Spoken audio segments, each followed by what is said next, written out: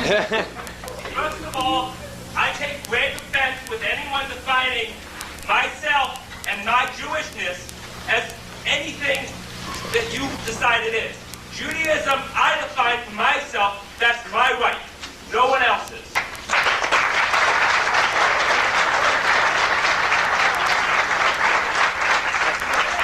If Judaism, if Zionism was racist as you say, then the state of Israel, what you would call the Zionist state, would not have taken Jewish people who were black from Ethiopia and brought them out of starvation.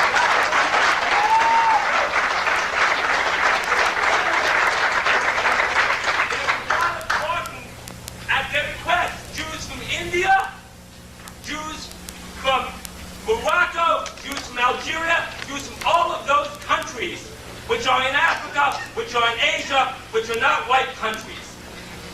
Also, Israel would not have one of the best centers for training African leaders, which is the Asian African Institute, which is located in Tel Aviv.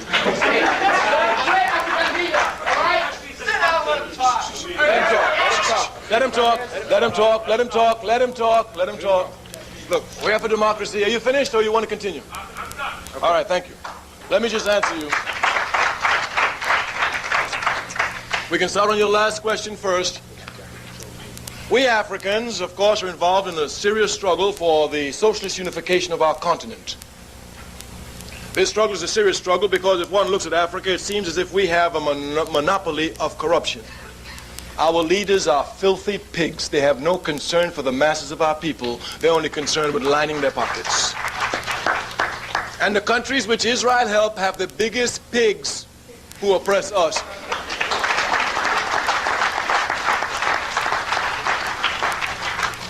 Go now and you see who is the bodyguard of Mobutu, the killer of Lumumba? Israel. Go to Liberia. Who supports that butcher dough? Israel. Go to Ethiopia, where Mengistu played that he was a socialist, and now when he's in trouble, runs back and forth. Who protects him? Israel. We don't stop here.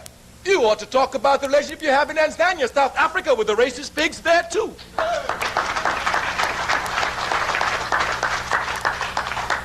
Your second question.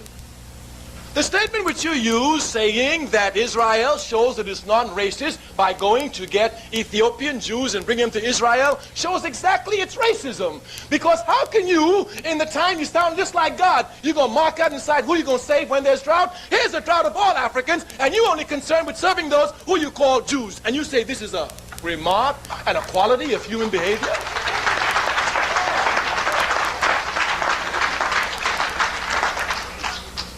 Judaism cannot be defined by you. I am African. I gave it to you. I too can define it.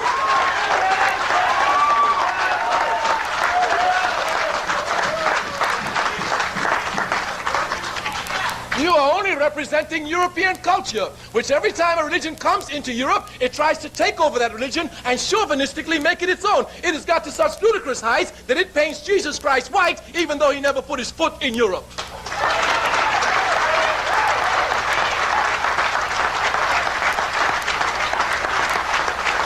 One final thing on this question about Judaism and picking up these Jews out of Ethiopia. The first country mentioned in the Bible is Ethiopia, Genesis 2, verse 13. It may be called Cush, K-U-S-H, or Cush, C-U-S-H, depending upon the version of the Bible which you have.